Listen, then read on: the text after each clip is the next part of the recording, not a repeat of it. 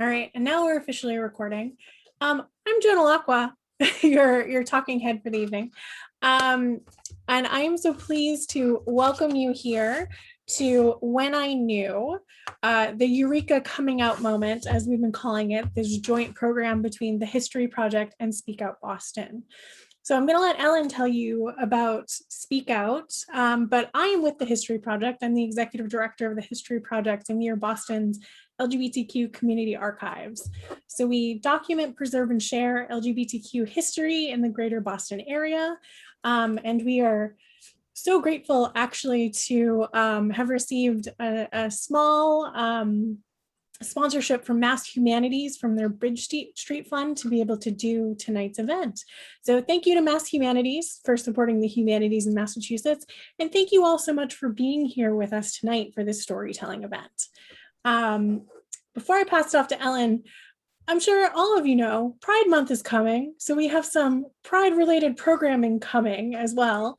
And I will give you the link to our website. We're doing an event next week with Peter DeMuro Public Displays of Motion on their upcoming Stones to Rainbows installation. And then on June 3rd, we're doing a panel with the Massachusetts Historical Society on LGBTQ publications in the gay liberation era, I believe they're calling it. So we'll have folks talking about gay community news, Sojourner, Tapestry, and Michael Bronski will be talking about whatever Michael Bronski wants to talk about. So that'll be fun. So keep those in mind. And with that, I'm going to turn it over to Ellen. Great. Thank you, Joan. I'm Ellen Rustrom. I use she, her pronouns, and I'm the executive director of SpeakOUT Boston. It's great to see you folks coming into the space tonight. It's always wonderful to get together for queer storytelling, don't you think? It's great to share. It's great to hear our different life stories. And that is what SpeakOUT has been about for almost 50 years. Next year, 2022, is our 50th anniversary as an organization. I know, it's something to celebrate, isn't it? Yeah, baby. And it's really something to be proud of. That only a few short years after the Stonewall Rebellion, Bostonian queers got together and said, we need to speak out. We need to tell our stories. We need to raise our voices, and we need to cut through the stereotypes and misconceptions that people have about our community. So SpeakOUT goes out in non-COVID time to schools, colleges, businesses, faith communities, organizations, public libraries, all sorts of spaces to tell our stories and to open up a dialogue with the audience so that people can ask those questions that they don't have any other space to ask them in. So we do that. And we pivoted, as most people have during COVID, to an all online format. And it's been good in some ways because in particular, when we're now doing businesses that are national organizations, international organizations, and speaking to people outside the greater Boston area, which is a real great thing. It's also not been so great for some of the other sectors that we have, and namely schools, libraries, and such, that really couldn't do programming or decided not to do programming like ours for a while. But hopefully we'll be back in full strength in the fall. We're looking forward to that indeed. And June for us is incredibly busy as we do our Pride events. If in hearing about SpeakOUT tonight and seeing some of our speakers tonight, if you're more interested in finding out more about us, we're going to be having our annual SpeakOUT Appreciation Night event, which is going to be on May 25th. And it's a great opportunity for us to acknowledge the work our speakers do. We're also going to be awarding our LGBTQ youth scholarships. The Sisters of Perpetual Indulgence will be with us. So they will bring that fabulous energy into the space. It's going to be a good time. So actually, I will, when I'm not talking, I will put in the chat space the link to the Appreciation Night event. If you're interested in joining us, we'd love to see you. And I'm going to send you back to Joan because she's got some great history to share with us. So since we're a history organization, we love stories. And also we agreed to teach you a little bit about coming out. Some folks might already know this history of the term coming out. For others like me, actually, I had no idea. So I only have one slide.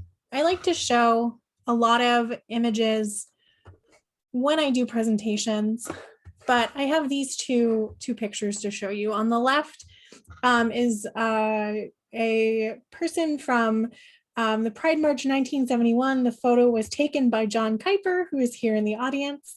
And the sign says, "If you come out, you can't be found out." And then next to that is the National Coming Out Day logo created by Keith Haring in 1988. So I'm going to keep the history short and sweet. My sources are from Abigail Sagai, who is from the University of California, and from gay historian George Chauncey, who talks a bit about this in Gay New York. But the original term coming out was intended to be used as a way of describing coming out into gay society, borrowing the term from debutantes, where, you know, elite young women would come out into high society as part of their, I think, honestly, attempts to get marriage. I just watched Bridgerton. There was a lot of coming out in that series. And so there's actually a news article from 1931 that talks about the coming of new debutantes into homosexual society. And the article's title is 1931 Debutantes Bow at Local Pansy Ball. So we see the term used as early as the 1930s to talk about this sort of coming out into society. Later on in the 20th century, in the 1950s, we see it being used by members of the Mattachine Society. They were one of the early homophile organizations. We had a chapter here in Boston founded by Prescott Townsend. And coming out then was defined as acknowledging one's sexual orientation to oneself and to other gay people. Similar to that debutante usage, but less about revealing it to the world at large and more about revealing it to yourself and then finding your people. So during that time period, you start seeing phrases like, you know, is she family? Is she a friend of Dorothy? To sort of designate people as homosexual without publicly being out. By the time we get to the 70s and 80s, as the gay liberation movement really kicks into high gear, activists start using come out wherever you are, essentially to demand that people declare themselves as part of the community. And that's when you see coming out become a rite of passage, something that's shared publicly with people who you know. And in part, it lends visibility to the gay rights movement. Gay people were your teachers, your neighbors, your family, your friends. And that kind of brings us to modern coming out in a way. In 1988, we first celebrate National Coming Out Day.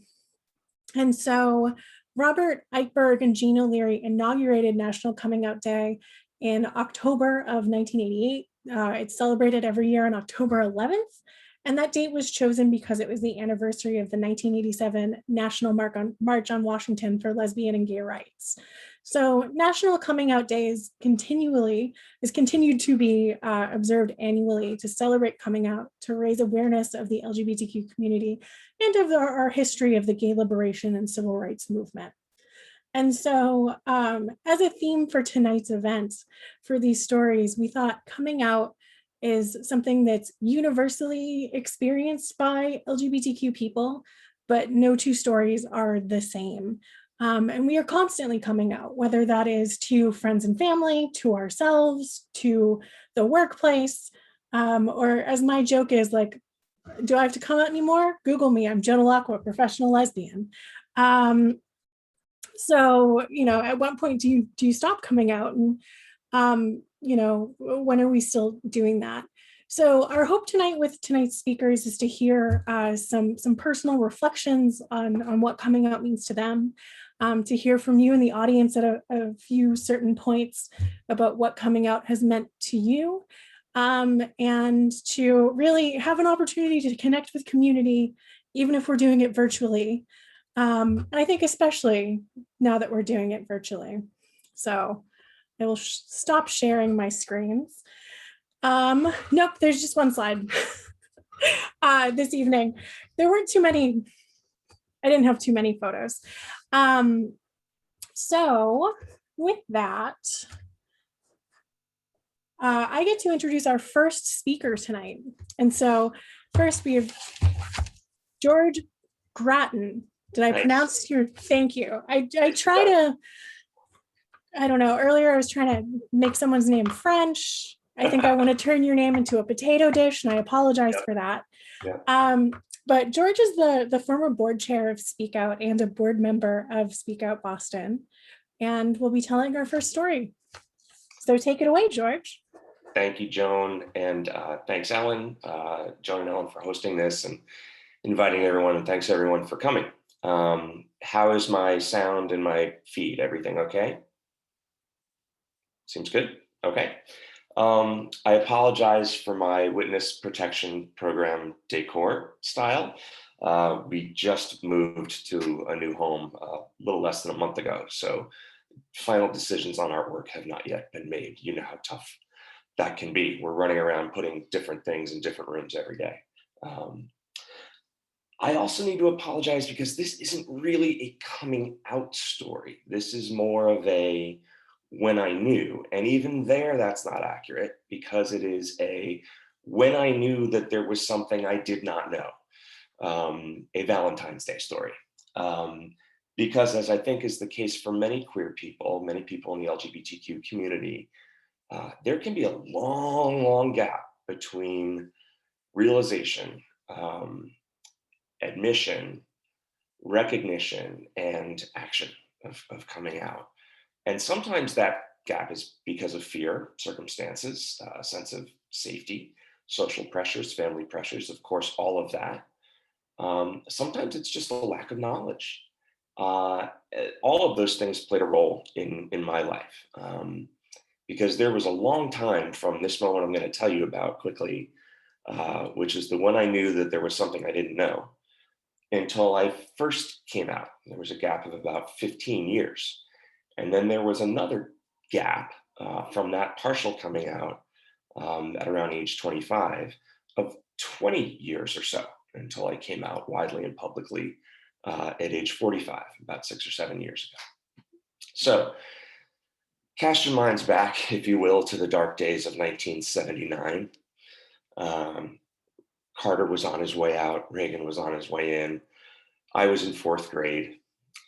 Growing up in a small farming, fishing, beach community on the eastern end of Long Island, as a young, skinny, asthmatic Irish Catholic lad.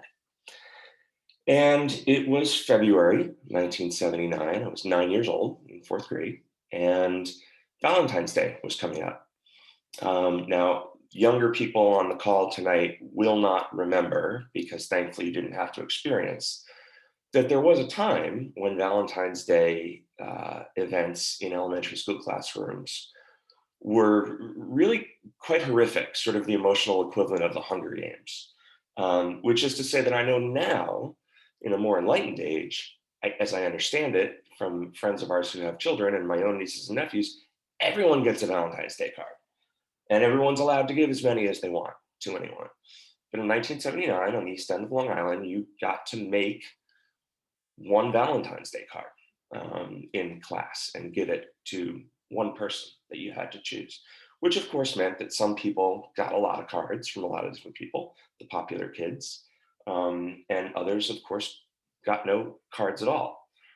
So that was its own problem, but I had a different problem that I realized that was going on in the lead up to this. Now, in my memory, we worked on these cards for, 6 years of government contracts. Of course, it was probably an afternoon, but that's how memory works when you're looking back at when you're 9. And the reason it was so fraught for me was because I was decided to work on 2 cards. I wanted to give a card to Nancy, who was funny and cute and pretty cute and blonde and kind of beat me up on the school field and otherwise sort of ignored me, which became a bit of a pattern. And I also wanted to give a card to Mark, who was also cute and funny, not as funny, and blonde. Nancy was much smarter, but Mark was nice, and he also beat me up on the school field and otherwise kind of ignored me. Less of a pattern. I just really felt that I had some Valentine-y feelings for both of them. Now, this was, again, 9 years old. It wasn't in any way in my mind explicitly or even inherently sexual attraction. But sure, I knew I felt differently about each of these people than I did about other boys and girls. I liked them, liked them, if you know the weight of that phrase at that age.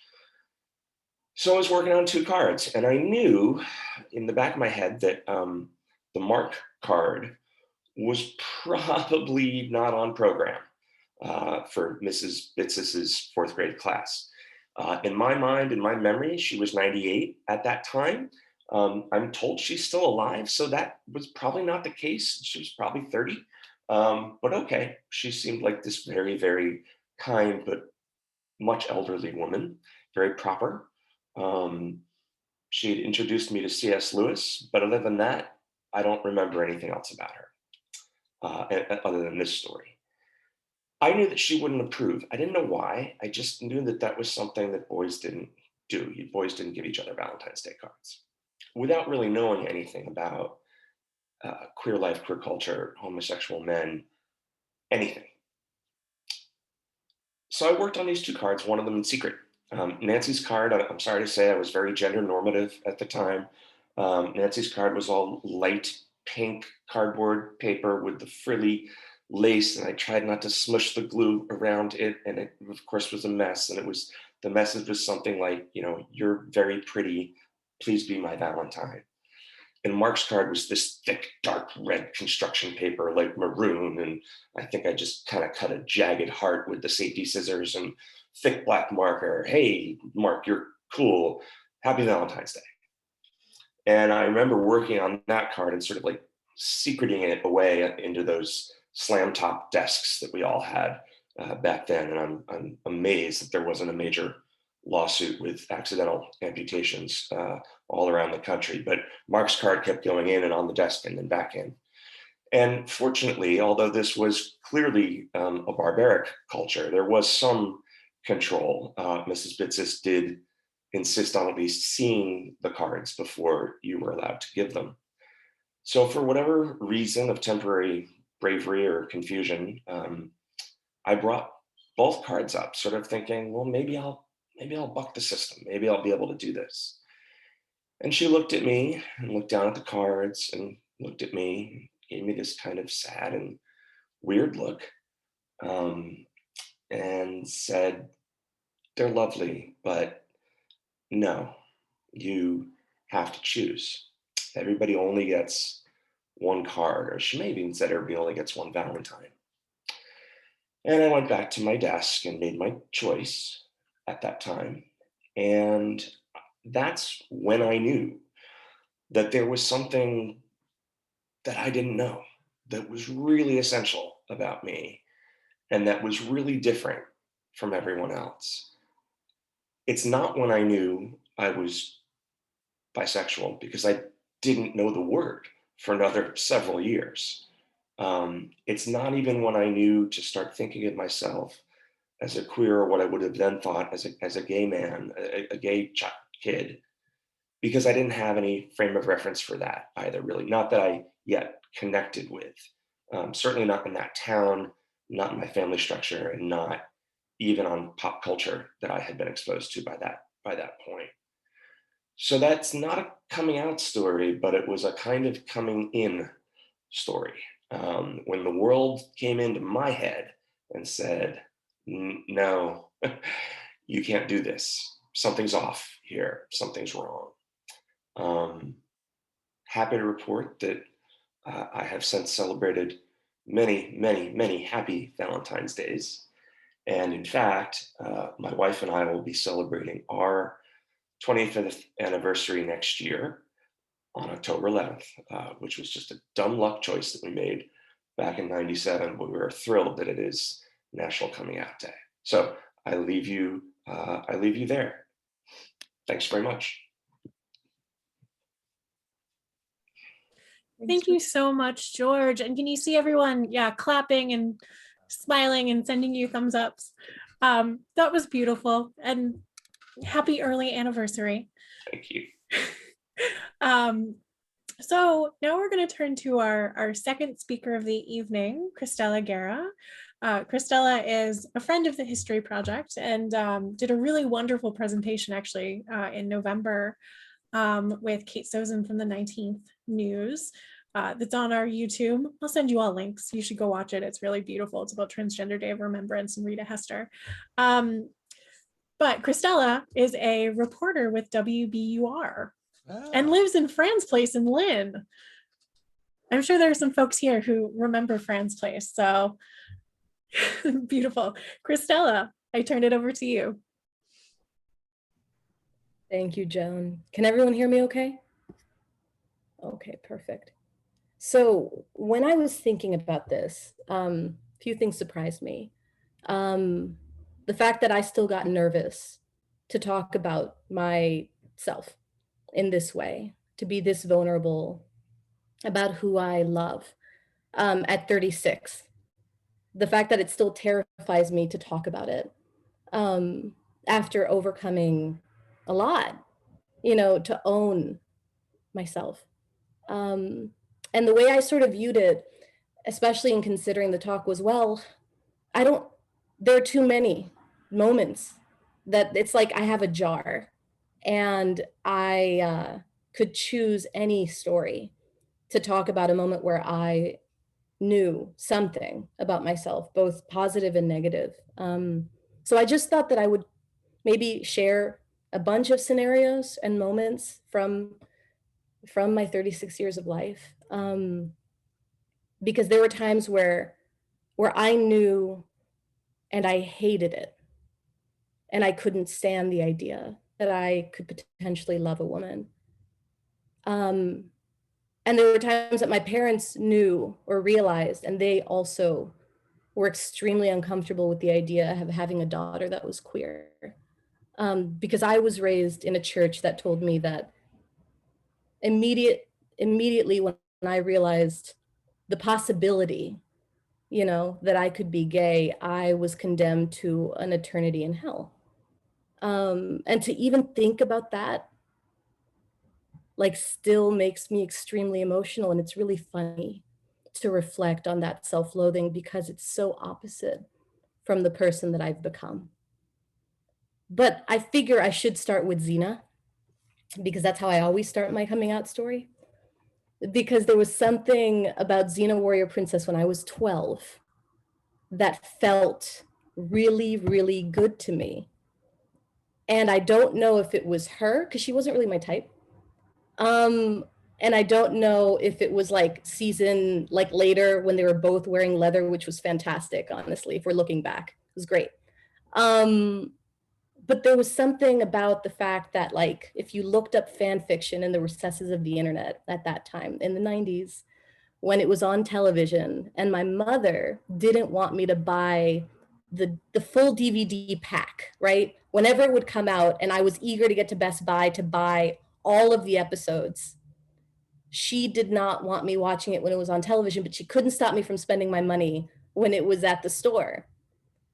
Because I think she was pretty sure that Xena Warrior Princess was going to make me a lesbian, which she did. I mean, let's just all assume that. Let's go by that. But when I read the fan fiction, and there's some incredible writers of Xena Warrior Princess fan fiction, what they did right was that they made their relationship not only legitimate, but they made it tender and sweet. And maybe there were other options for someone like me that I didn't even know. Why is this making me emotional? That I didn't even know was a possibility that I could have, because the church told me very quickly that I must be not only a Proverbs 31 woman who was really kind of a feminist badass if we're looking at the verse now, but at the time apparently was very submissive and I was far too mouthy to be a Proverbs 31 woman. I couldn't own a business in the marketplace and serve my husband at home. There was like, I was very, like, it felt like a lot of responsibility in church. You know, I had too many opinions to be a submissive wife when I was 15 years old. But I'll share some of these scenarios. Like if we're looking, imagine we have a jar and we're picking moments in my life. I remember being on the playground and I was a tomboy and I was made fun of because my mother wouldn't let me shave and I had very hairy armpits, but I was really good at basketball. And I approached a bunch of girls sitting under a tree and they were gathered together giggling. And I just was very confused because I was playing with the boys as I often did in middle school. And they looked at me and I said, "What are you guys talking about?" And they're like, "Penises." And I was like, why? Like my mind was boggled. I'm like, of all things to discuss, it's recess, we're busy. Like we don't have a lot of time outside. Why on earth are you talking about that? And I couldn't, you know, I mean, it was one of those, I distinctly remember just being aghast, you know? And I walked away and I went to go play basketball. And I laugh at it now because that is literally still how I feel about penises. I remember in high school, my mother would ask me why I draw so many pictures of Angelina Jolie. And I would say it's because I'm an artist and I appreciate the female form, which is honestly still true. And her face is very symmetrical. And if you think all of this is denial, it really was very good denial. I was so in denial. And I think I remember thinking once, at least I'm not a lesbian. You know, I mean, I'm different and I like a lot of people, but at least I'm not that.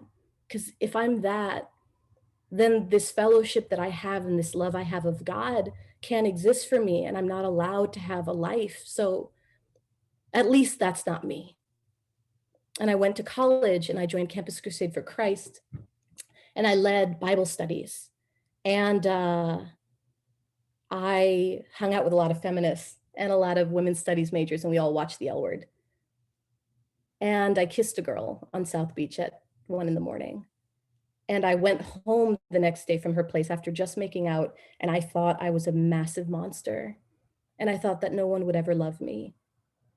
And I confessed that to another boy who was the son of a Pentecostal pastor, and we both decided we were like Moses, and we were gonna walk through the desert for 40 years and find our way to that straight promised land that we both desperately wanted. And I was still deluding myself about who I was allowed to love because I almost went to Exodus International and decided I was going to be an ex-gay because that's what God wanted for me, not knowing a bunch of people would potentially commit suicide because they couldn't figure out what was wrong with them and why they couldn't fix it. I'll come full circle. I've had many relationships.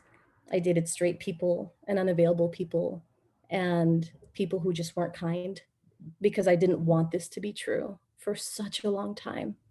And now people meet me and they're like, I can't even fathom you in that way. And I said, well, because who I am now is who I always admired. You know, I'm a fucking warrior princess. I'm a badass bitch.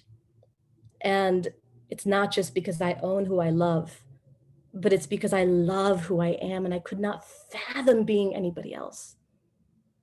Even after my father said something about, you know, Adam and Steve or something.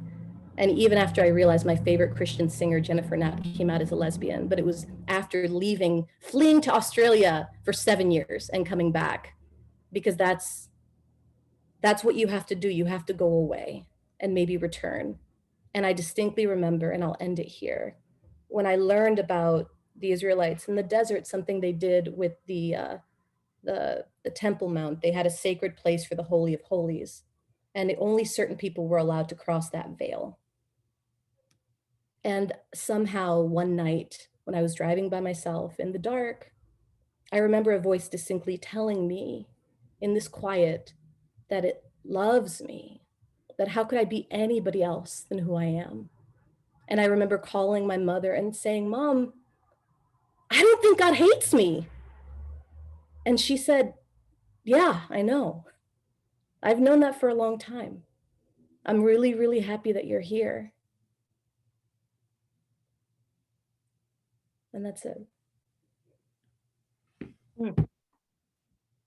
Thank much. Thank you so much, Christella. That was beautiful. And what a beginning to the evening with Valentine's Day and a warrior princess. We're on the right track here. Thank you so much. Our third speaker is Lisa Bunker, who is living in New Hampshire now. Though I've heard she's going to be leaving us next year, which is very sad to me. She's actually representing her district in the New York House of, in the New Hampshire House of Representatives. So she's a badass in her own way as well. Lisa, take it away. Hello, lovely humans. Christella, that was amazing. Thank you so much. You used to say, at least you're not a lesbian. I used to say, I thought I was joking, that I was a lesbian trapped in a straight man's body. And I really thought it was a joke at the time because there were certain very important things I had not yet figured out. I volunteered to tell this evening because I really did have an aha moment, and it didn't come until I was in my 40s when I finally figured out this basic, simple truth that I had been born with about my gender. And in order to fully understand that moment, I need to do a couple of setup things. And I'm actually going to tell part of the story that I've never until tonight told before, which is the racier part. I used to have to be more careful about stuff like that being online because I was running for public office and people go looking for stuff. But I'm getting out of politics. And I just don't care anymore. So I'm going to tell the whole story for the first time. So setup item number one is I definitely have been trans since I was born, but I never got started expressing that when I was a kid for a couple of reasons. One was just who I was temperamentally. I was a overachieving firstborn, also very dutiful, eager to please. And I think it only took a couple very tentative tries, once each, I think, with each of my parents, to say, this whole boy idea just doesn't make sense to me, and have them just routinely shut me down, for me to just come to the conclusion that I couldn't possibly be a girl or grow up to be a woman because I had been told that that couldn't be done. And so I just sort of capitulated early. And then the overachieving part of me took over, and I committed wholeheartedly to the boy and man project. It was how I could win love and have a life. And so, get attention and be supported. And so I just committed wholeheartedly to it. And then I tried to be the best possible boy and man I could be. So that's setup item number one to the moment coming up decades from then. Setup item number two is in 1977, my parents got divorced. I was 8. And my father went on a multi-year spree after that. It was pre-AIDS California. And he was a pretty sexual human, and he had multiple partners and experimented with orgies and things like that. And he also thought that it was natural and valuable to at least talk to his children all the time about all the things that he was doing. So I had a very precocious sexual upbringing and was brought up to sort of in a house, part of the, one of the 2 houses that I lived in where the idea of sexual exploit and sexual virtuosity was really valued. And I thought that was a very important part of growing up. And I was already so deeply committed to the Boy and Man Project that I was all tangled up in ideas about the sexual man I was going to be someday. So that's setup item number 2. And then setup item number 3 is going through male puberty. I think one of the really valuable aspects of going through transition, gender transition in either direction, is that it provides a person an opportunity to live both with and without significant amounts of testosterone in one's bloodstream. And I'm here to tell you that is one powerful molecule. And I really do see the world completely differently now that my testosterone level is effectively 0. Everything used to be sexual before, at least a little bit. All the time I was sexually aware in the world. In retrospect, I hated it, but I was all tangled up in these ideas that I had picked up in my upbringing about that being so important. And, the orgasms were intense and fun. There's no denying that. and I enjoyed them. But I was tangled up in sex in a way that was exciting and engrossing, but also deeply uncomfortable. I just a feeling that there was something wrong far down underneath where I couldn't touch what it was. So that's who I was in my 20s and 30s, an overachieving impersonator of a masculine person with a kind of constant sexual hum. And I got married and I had children with my partner. And I was very into being a dad at the time, a parent, I would simply say now. So that part was fun. But eventually the marriage grew strained and then came apart, not overtly because of my gender, my secret gender issues, but my partner wanted to be with a man, and I was not, in fact, and never had been a man. I was just doing a really good job of pretending to be one. And so she was unhappy, and in retrospect, I can't blame her. So the marriage came apart. I was in my early 40s. And by my mid 40s, I found myself, for the first time really, since reaching adulthood, with some alone time in my life. We had a shared custody arrangement, so I had the kids week on, week off. And in the alone time, I started being able to think and feel in a new way. Some of that did happen through a sexual lens. In particular, I discovered certain sort of quirkier corners of the internet, sort of subsets of BDSM. There's a thing called erotic hypnosis that I discovered and was immediately deeply fascinated by, this idea of somebody putting you in a trance and then taking you down deeper than you could go yourself to something. I wonder why. In retrospect, it's absurdly obvious what I was looking for. I was looking for somebody to help me get down below the layers that I could still access myself and remember or understand for the first time this basic, simple thing about myself.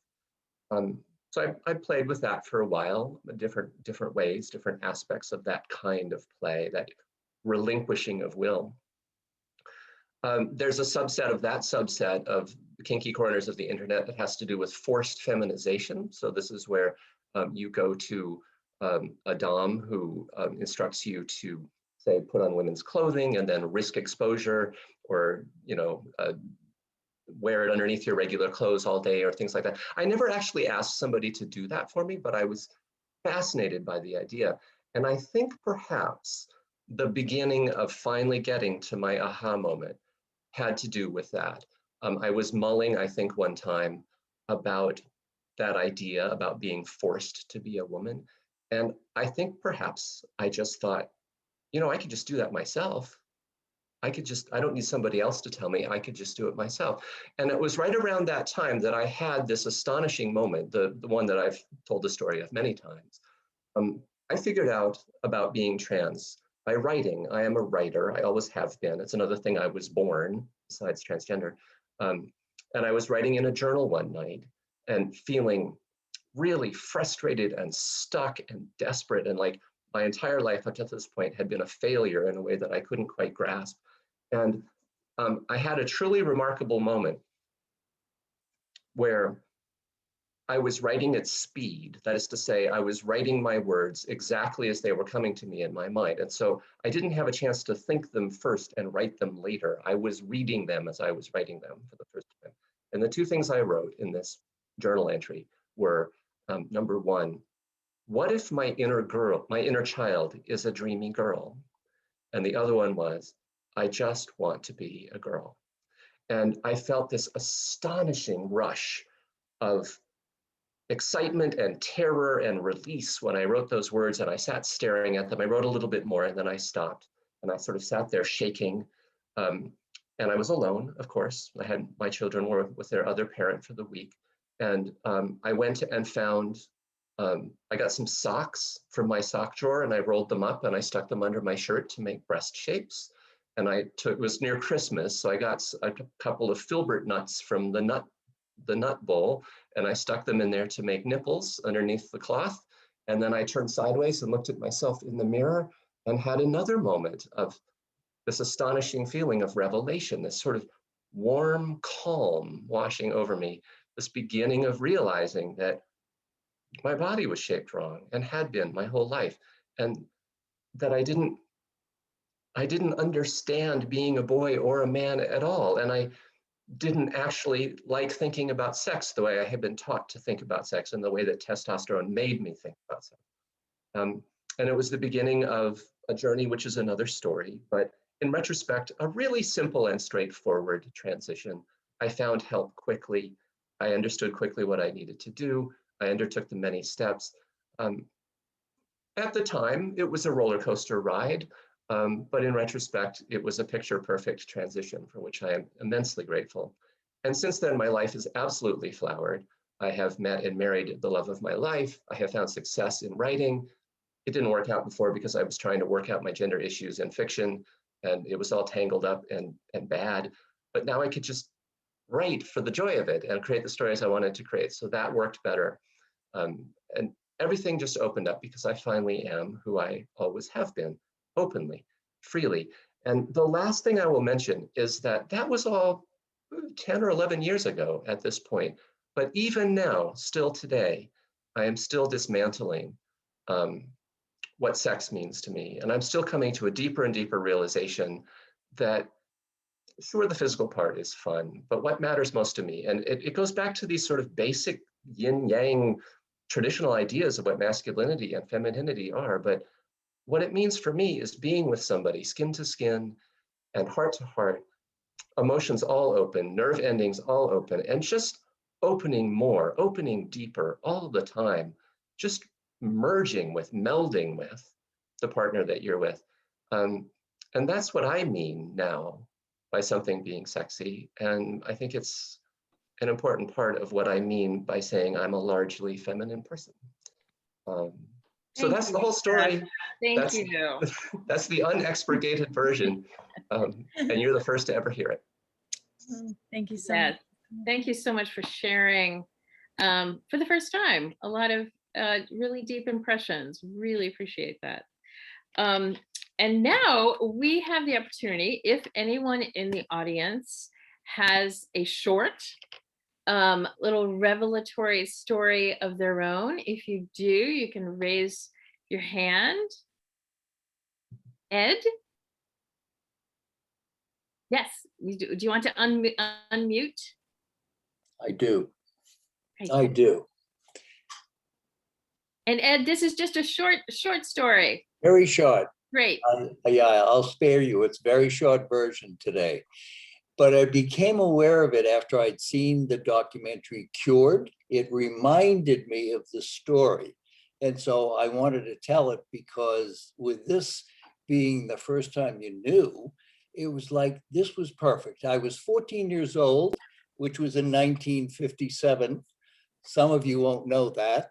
And I just had gotten my working papers. And I've grown up in Boston my whole life, and I had the opportunity to work at what was then the Statler Hilton Hotel, which is now the Park Plaza. And so I would travel on the Orange Line and get off in Chinatown, and I'd have to walk along Boylston Street to get there. Well, I suddenly noticed, because it was the first time we really went alone, you know, having your working papers, you could do things that you could never do before. And so I walked by what is the Young Christian Men's, it's not the YMCA, but it's on the corner, almost at the corner of Boylston and Tremont. And I looked in the window, and there were these men on the covers of books that were all in wrestling outfits. And I just stared. I stared at them. And I suddenly realized I was different, but I didn't quite know how. But I do know I sort of skipped to work that day, my first day, and noticed all the young men I was working with. So that's my when I knew, my short when I knew story. Thank you for asking.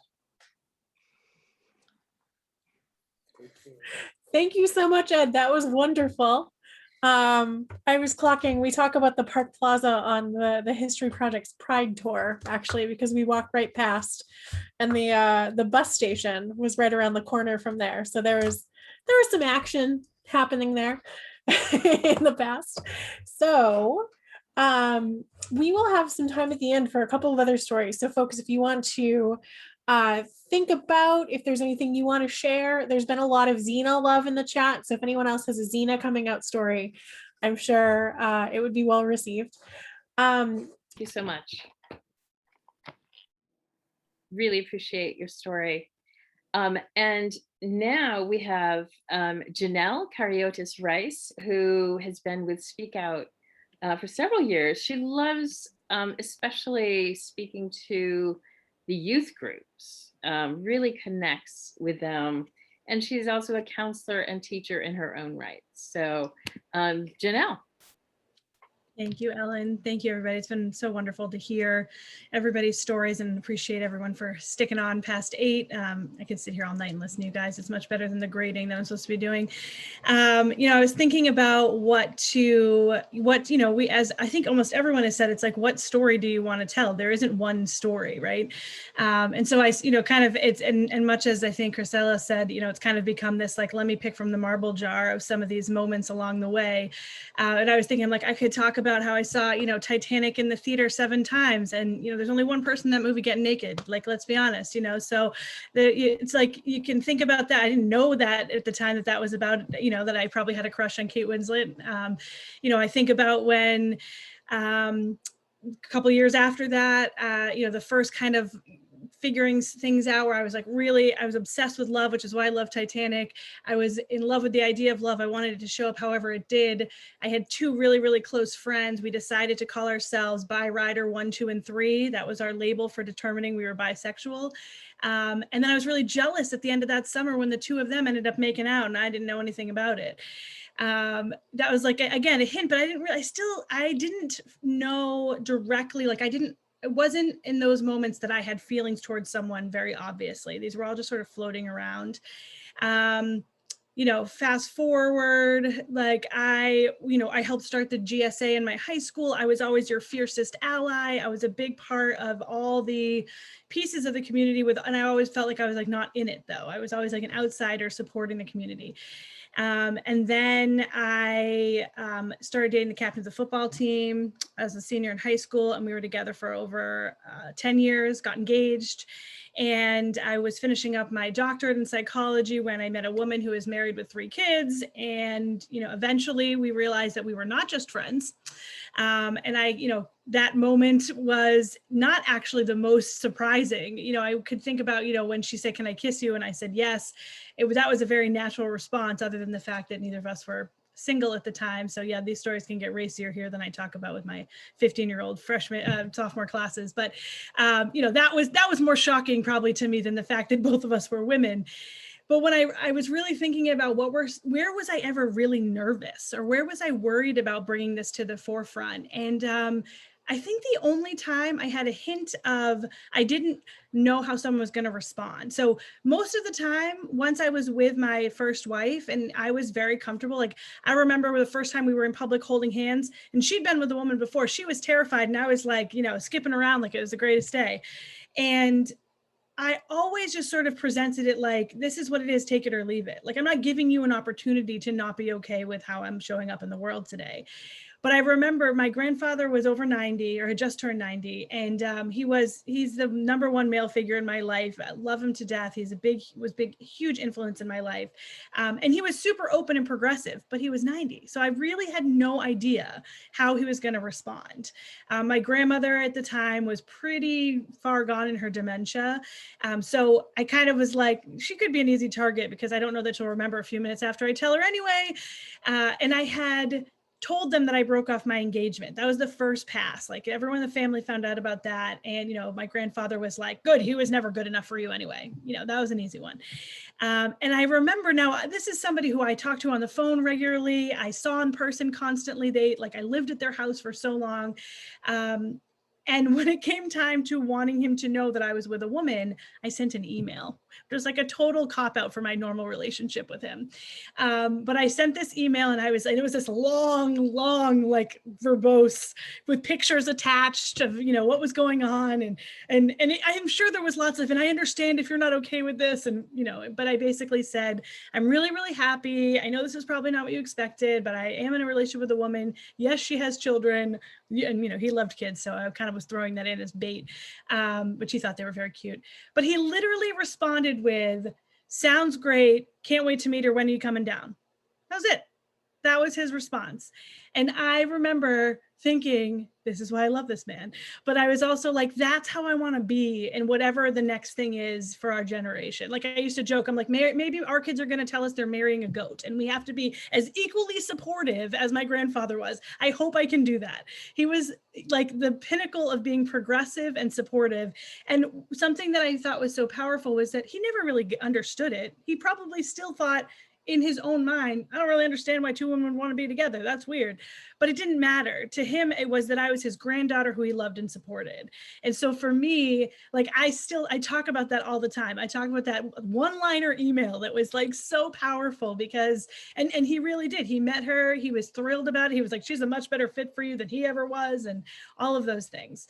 My grandmother asked about 700 times that year who my partner was. And every time it was like a new revelation, like, wait, like a lesbian? Like it was a big joke in our family and it was very entertaining. And I think what so many people have said is like, I don't know that we ever get to not come out anymore. And I work in this field as well. I think, Joan, you were saying that to start, my career is pretty much in this space. Like if you look me up, that's what you know. But yet there's still, I'm a mom in a suburban town. The amount of times that I meet somebody and they say something about my husband and I say, oh no, it's my wife. I'll just end with this, that I did a little fun thing as I was thinking about this, where I posted on Facebook and I asked people to tell me what they thought when they found out I wasn't, straight. Because we always think about our experience as our personal experience, but I was like, I wonder what it was like for my friend or my weird Facebook, acquaintance or my neighbor when they thought that I was this heterosexual woman and now I'm not. And so that was really fun to kind of hear what someone I've met in the last year, she actually accidentally showed up in our backyard through getting lost on a trail. And she told me, she's like, when I first met you, I thought you and your wife were like friends that your kids were having a play date. I never would have guessed you were a couple. And, so things like that, like we overcome our own stuff, but it was really cool to kind of hear some of those awarenesses too, and how it changes people's perspectives. So it was really fun. So I appreciate the kind of going back down the journey there to get to here. And I'm really grateful for this space, and I am excited to be connected to the History Project. You guys are doing some awesome stuff. So thanks for the opportunity. Thanks, Janelle. That was an interesting thing to do. I think we could all enjoy kind of asking the people in our lives, what the hell did you think? Totally, yeah. Thank you. And next is Gabby Morgan. And Gabby has been with us ever since, she's been with us as a speaker at SpeakOUT ever since she came up and met us at Queerioke in JP, which was such a fun night. And we were lucky that she found us, and she's going to share her story now. Yeah, the woman that was hosting that introduced me saying it would be a good thing, and the thought of speaking to more than 3 people at the time, I needed a drink after that, which now I don't drink anymore. I'm Gabby Morgan. It's so nice to be here. I'm grateful to be asked. Well, one of the things speaking later is that if you had anything planned, once you hear all the great speakers before you, that goes right out the window, because you end up finding other parts of the story that awaken. I've heard a number of Xena references tonight, and why not? I mean, I just wanted to say I am Gabrielle, so we know how that turns out. Though I say that joking, because I was more attracted to the little blonde one there. And when Janelle, who we were in the same training class with SpeakOUT a few years ago, talked about Kate Winslet. And when I first unleashed Gabby to the world in early 2016, I was with a friend and trying to figure out who I was. And I happened to mention that I had a crush on this particular actress. I said, "Oh my God, I want to be with Cate Blanchett." And she said, she looked at me and she says, "Do you want to be with Cate Blanchett or do you want to be Cate Blanchett?" And for about a minute, we just laughed uncontrollably. And then I stopped laughing because I didn't know the answer. And it made me think about and brought me kind of all the way back. I like the difference in the when did I know versus coming out, because a number of us, we've spoken, in October or whatever, and we've done the coming out story a little bit. But when did I know? And in a lot of cases, most maybe, I don't know, they are not the same time. I knew when I was 5 years old. I've since heard the story told a number of times. I knew in kindergarten when the teacher said, "Okay, boys over here, girls over there," it's like, okay, something's wrong here. I knew. And now, in a couple of weeks, I'm going to be 65. So when I was 5 years old, that was a long time ago. There weren't role models. There weren't people. I'm pretty sure I belonged in that other line with the prettier half of the room, but I didn't know exactly what I was. And as the years went on and on, I knew that it was unacceptable. Even though I kind of knew who I was, I didn't know what I was. And I always had to put on that tough, the boy macho facade thing and sports and all that stuff. And years and years and years, always trying to figure out who I was, always making sure, though, that it was kept a secret. And that was the big thing. I could tell a lot of things in detail, but we'd be here till tomorrow night at 8 o'clock. As I went on, I tried different things. I mean, I drank too much. I got, made terrible choices in depression. And then as I kept on going through and making all the bad choices, and I tried getting married. I ended up unmarried. I thought if I did that, that would make those crazy feelings go away, because I heard all the words, the terms. I heard about drag queens. I heard about cross-dressers, transvestites, transsexuals. None of them actually fit. The transsexual, it just sounded so surgical. It didn't sound like they talked about the inner person. It just sounded like a surgery. And none of them I totally understood. The only thing I knew is that who I felt inside was not who I was projecting outside, and I had to hide it. That was the bottom line.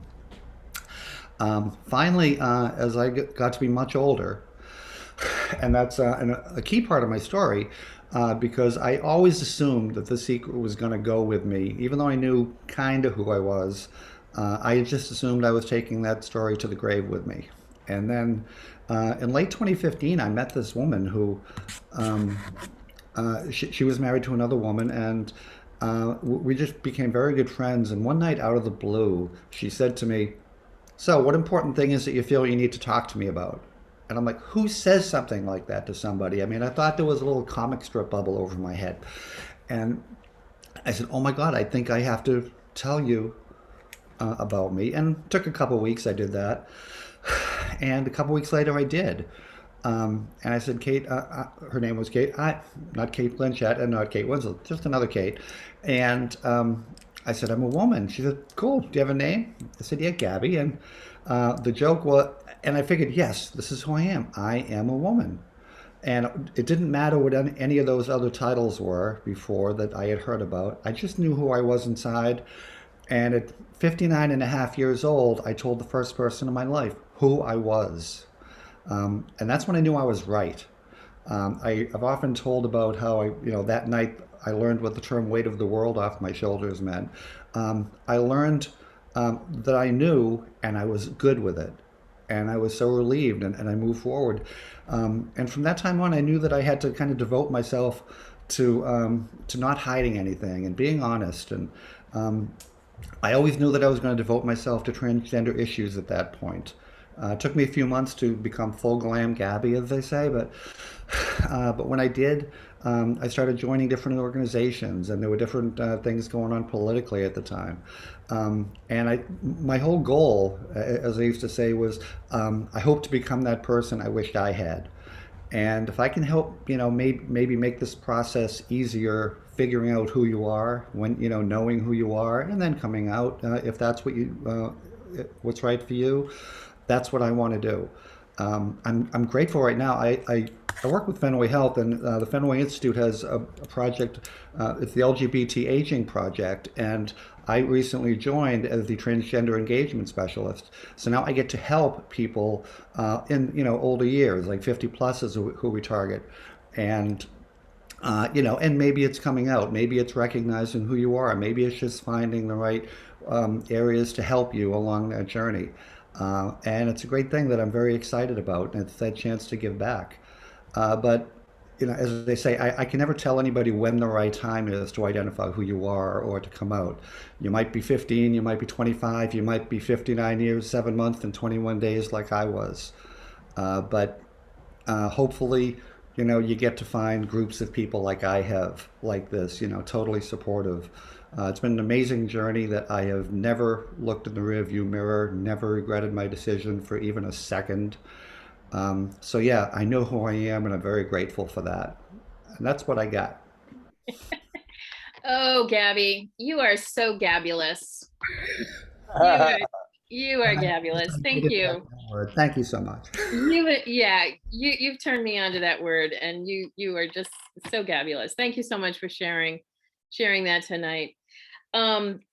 And our final featured speaker tonight is Scott Grady, who Scott is our senior trainer on the training team at SpeakOUT. He's one of the longest, also the longest tenured speakers that we have, including Bill Barnard, who I'm sorry he had to leave, but Bill is also one of our longtime speakers. But Scott, we always tease our new trainees about the story that he's going to tell us tonight, which is the hot tub story. Hot tub story, baby. Yes. So when this opportunity came up, I said, Scott, this is your chance. So take it away, guy. I love it. Hey, you guys, and thank you for this opportunity. So I did grow up quite committed to being Scott, the straight guy, and did a hell of a job all through high school, all through college. Girlfriends and relationships, and aren't girls wonderful, and making out is great, and I all moving on just fine, and my little brain compartmentalizes quite well, because the attraction that was always there for guys, and it was typically athletic, handsome, sports guys, was that, wow, I admire them. I admire those guys. So I admired those guys, and I had a girlfriend and girlfriends, and everything was in its place. I got accepted to University of Colorado for grad school, and left my hometown for the first time, moved to Colorado, and suddenly, boom, land in a place for the first time where gay people all over the frickin' place. My neighbor across the hall, the gang I worked with at the restaurant, my intern professor at school, my first employer, gay, Greg, who sat across from me in the office, gay. And I then became, Scott, the cool straight guy who was quite comfortable hanging out with the gay guys. And I would go to Trax, which was the great dance club, and I would, go to dinner parties and be the straight guy who was just so cool at the end of the table, and, taking it all in, and knowing I'm attracted to these guys. But boom, put the wall up. Nope, not me. Dated. Well, I graduate from grad school, I get a job, and in all that success, decide to take an apartment in a high rise in downtown Denver. And this apartment gave access to these wonderful hot tubs that were up on the roof decks. And it was fantastic. And, in the wintertime, you could go up and hang out, and you're looking at the mountains, and it was all that. It was terrific. And they were communal, so anyone could join you. It was kind of open and just fun. Well, after a particularly difficult day at work, I decided to pick up a 6-pack, and I'm going up to the hot tub. I've earned it. I need a break.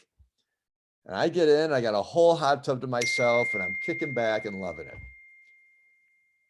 In comes this guy and says, hey, mind if I join you? And I look, and Oh my God. Here's this like Adonis, you know, chiseled chin, all muscly and just freaking gorgeous. And I'm like, yeah, come on in. So all good. And we're talking, you know, the BS about Denver Broncos. I know nothing about football, by the way, but I know how to nod and go, oh yeah, and at the appropriate times. And he's not even there 10 minutes. And all of a sudden he just looks me right in the eye and goes, hey, I hope you don't mind if I ask you this, but are you gay by chance? And with, you know, all the coolness that I had, because I'm the guy with all kinds of gay friends, said, no, I'm not. But plenty of gay friends who are. And he's like, I hope I didn't offend you. I'm like, no, don't you even think twice about it. And he says, it's too bad because I like your looks and I think we could have some fun. And I chuckled and handed him a beer. Well, we're chatting some more. And next thing I feel his leg up against my leg. And I am quite happy about that. My body's telling me this is all good. And whoosh, nothing on my face though, just ignored it. He pushes it again. Have you ever done anything with a guy? And I'm like, no. Any interest? No, not for me. That's not for me. Here, have another beer. Well, we finished the 6-pack. There was a little more chit chat. There was complete flirtation with the eyes and the whole bit. And I'm like, okay. So I get up, I reach across to him. I shake his hand and I say goodbye. And I go back to my apartment. And I go to bed that night and I'm like, what the hell are you doing? It's like God drops this handsome guy in a hot tub for you, Scott, just for you, no one else. And you won't even try. You won't even, give it the good old college. Let's go for it and let's see. Because I knew I was gay. I knew it. I knew that's what I wanted. Everything in my body was like, this is what you want, Scott. Well, I went up to the hot tub. Oh, there's one other part. This is another good part. He was from out of town. He's from out of town. I mean, how discreet could that be, right? That's wonderful. Like, if I did something, no one would know. So I raced up the next night and I sat in that hot tub for 2 hours, hoping he would come by. Never saw him again. Well, that was the boot in the butt that I needed. Why did I know I was gay and wouldn't allow myself? And I got the yellow pages out, honestly. Picked a therapist, went. 6 months later, I was finally ready. I knew who I was. I was ready to get out there. I think my first date was, through a personal ad, if I remember right. And I met that guy, I held that guy, I kissed that guy. And that was for the first time that I was whole, that I was like, this is where I belong. And that's the hot tub story. Awesome. Thank you so much, Scott, for telling that. Because I do think it's something that so many people can relate to. Having something like that, just really that revelatory moment. And even though it might not push you through at that moment, it was the impetus. It was that final push for you. Just incredible. Thank you so much for sharing that. Now, does anyone else have a quick short story to share with the group while we're still here? I'm looking through on the screens to see if anyone has something. I actually do have a short one that I will share it while we'll wait and see if anyone else comes up. So I was married I got married when I was 25. I was madly in love with Alan, and we were living in Boston at the time. He was English. We'd met in England. We'd spent a bunch of time in England, but we were living in Boston then. And we were having some stress in our relationship by then. Well, one night we sat down to watch the documentary, The Times of Harvey Milk. And I was trying to think, it must have been on PBS or something. They were showing it. And I really wanted to see it. We sat down to watch it together. And if those of you, how many people have seen that, the documentary? Yeah, it's an incredibly moving film about Harvey Milk. And there's this part after Harvey is murdered, where the community comes out, they're out on the street and they're mourning and they're protesting. And it's incredibly emotional. And I just remember sitting there crying my eyes out and thinking, and there's some kind of voiceover that's talking, I think it's got Harvey's voice about, come out, come out, come out. And it's talking about that power of community and power of uniting together. And I was in my head, I was like, that is my community. That is who I want to be. That's what I want to be a part of. And I was crying because I wasn't there yet. I knew that my love relationship had to end before that could happen.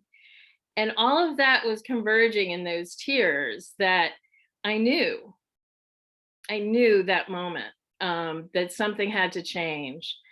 And yeah, so that's one of the things, as we talked about this topic over the last couple of weeks, that is one memory that kind of resurfaced for me of that yearning to be a part of the queer community was so important. Anyone else have something to share? Thank you, Ellen. So we have in the queue, we have John and Liz. And so I'm going to ask John to unmute, but short stories, because it's still a school night, John. So we're going to try to get people out of here around 8:30. But thank you for volunteering. Okay, well, I grew up in northern New England. I was a preacher's kid. And this was in the story of the 1960s, I guess, the late 1960s. I was a student at the University of Vermont and put me through a number of changes. I was had decided that I was opposed to the Vietnam War, which was a very big step to take in 1967. Especially when I was in freshman ROTC. And so I continued my fall semester that year. I got into a very difficult situation with my father, who'd been forced out of the ministry because of his health. And I came home for the Christmas holiday and fearing that I was going to walk into an explosion, which did indeed happen, where I got into a big fight with my parents and my older brother, who were still determined to see me as their little boy. And I got to be, it was an intolerable situation. I was admitted to a psychiatric ward at Mary Fletcher Hospital in Burlington, Vermont on Christmas Day. And in one of my conversations with the psychiatrist, I described my sexual fantasies. And all of a sudden I realized that they were all doing with males. And I said, oh my God, these are homosexual fantasies. And that was the, I guess, the aha moment for me. It took me 2 more years to finish coming out, both sexually and in my own head, and a lot of clumsy and sometimes painful experimentation. But I think the final kick to come out of the closet was when I learned about Stonewall, and ended up making love to another man for the first time on New Year's Day, 1970. And I've never looked back. Thank you so much, John. That was amazing. And yeah, John is a local historical legend, and I'm always happy to hear from you. And so we're gonna have our last speaker tonight, Liz, who has their hand raised. I will be quick. This is solely to please my wife, who's pressuring me into doing it. But because this is definitely not within my comfort zone. But anyway, I'm Liz, and it really made me like think back about what like when was that? But I grew up in Abington in Massachusetts. I didn't know anybody other than the gym teacher, which we knew, but it was closeted. And then I went to school in New York City, big change. But still really multiple reasons for this, but like had no idea about myself. And I played college soccer. Again, you would think, know some people, didn't know anyone. And then except for my coach. And so I became very friendly, like in a real friendly like term, not that's not sly for anything, like it really just became close to my coach. And so my teammates used to tease me like, oh yeah, you're her favorite. And then one girl said, we know why you're her favorite, you know? And I was like, what's that supposed to mean? You know, I get really defensive about it. And then later that day I went, oh, sorry, I got like an alarm going. Wow, what if that is why I'm her favorite? And it just like got me thinking. Then it was like, shut that right down, you know? And at that time, I was struggling with alcohol, drinking a lot, probably largely because of this. But so then I ended up, you know, trying out. She asked me to take some time off from soccer. I did. I started trying to go to AA in New York City. So I went to some of the gay meetings because I was wondering, and like, let me just test this out and see how I feel around these people, right? So I thought to myself, I am not either of these. I'm looking around the room. I did not see people that look like me, and I am clearly not alcoholic, and I am not gay. So like X, because I failed on both of those. So anyway, this will be the sort of the wrap up. So like any good alcoholic, I guess, I went to bartending school. So I went to this like bartending school while I was in my summers off. And there I was paired up, you got paired up with partners, and I got paired up with this girl, Allison.